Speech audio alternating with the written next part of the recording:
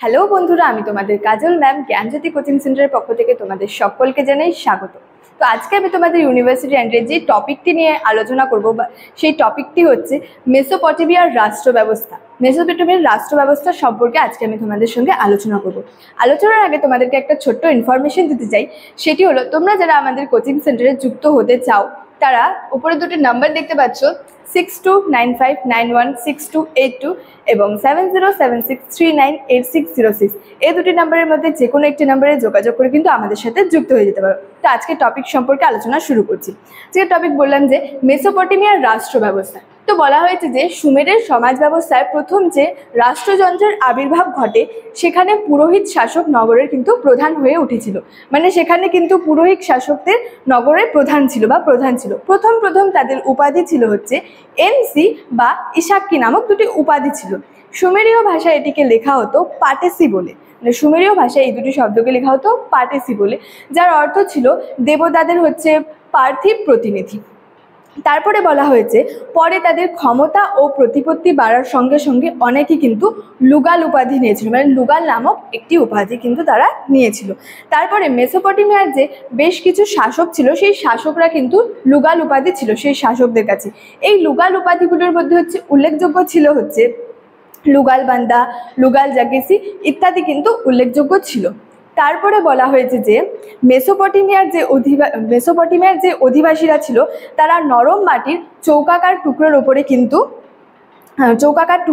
ওপরে যে তীক্ষ্ণ মুখ কলমযুক্ত কিন্তু কিছু লেখা লিখত।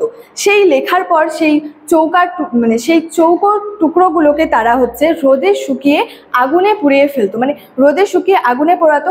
তারপরে যে মাটির টুকরোগুলিতে খোদিত যে লেখগুলি বা লিপিগুলি ছিল সেগুলি থেকে মেসোপটেমিয়ার নানা দেবদেবীর কথা জানা যায়।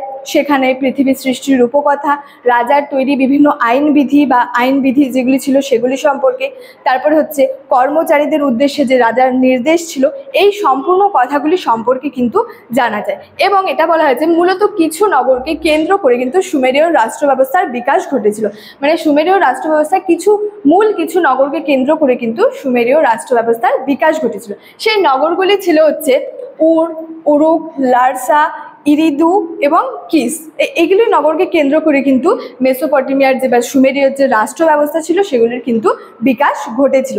তারপরে বলা হয়েছে প্রাচীন গ্রিকের যে পলিসের নগর দুর্গ বা অ্যাক্রোপলিসগুলির মতো সুমেরের নগরগুলিতেও কিন্তু থাকতো পাহাড়ের ওপর মানে বৃহৎ নির্মাণ, মানে বড় বড় কিছু নির্মাণ করা থাকতো। এবং এই সুমেরের নগরগুলিতে পাহাড়ের ওপর বড় দেবতাদের মন্দির তৈরি করা হতো।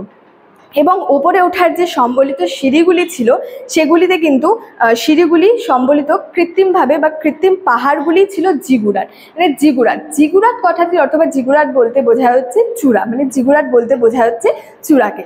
তারপরে বলা হয়েছে যে জিগুরাটগুলি প্রতিটি নগরের কিন্তু শোভা বর্ধন করতো, মানে শোভাকে বৃদ্ধি করতো, মানে শোভা বাড়িয়ে দিত প্রতিটি নগরের। তারপরে বলা হয়েছে যে সুমেরের যে প্রতিটি নগর জীবনের ক্ষেত্র ছিল বা প্রতিটি যে নগর জীবনের ক্ষেত্রে কিন্তু মন্দিরের যে নিয়ন্ত্রণ সেটি কিন্তু প্রতিষ্ঠিত ছিল।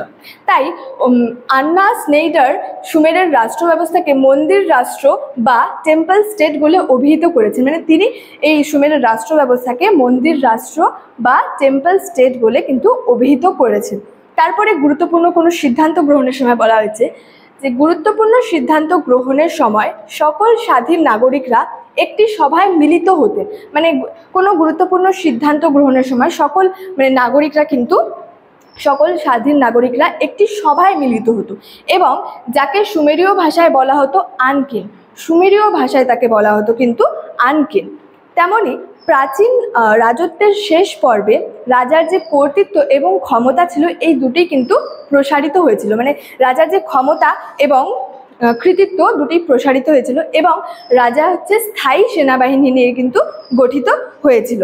তারপরে বলা হয়েছে সুমেরের সভ্যতায় যে বিভিন্ন অঞ্চলে শাসন পরিচালনার জন্য সেখানে কিন্তু প্রাদেশিক শাসনকর্তাকে নিয়োগ করা হয়েছিল। মানে বিভিন্ন শাসন পরিচালনার জন্য সেখানে বিভিন্ন অঞ্চল থেকে কিন্তু প্রাদেশিক শাসনকর্তাকে নিয়োগ করা হয়েছিল।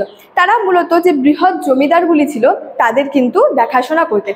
মানে যে বিভিন্ন অঞ্চল থেকে যে শাসন কার্য পরিচালনার জন্য প্রাদেশিক যে শাসকগুলিকে নিয়োগ করা হতো তারা কিন্তু বৃহৎ যে জমিদারগুলি ছিল তাদের কিন্তু দেখাশোনা করতেন।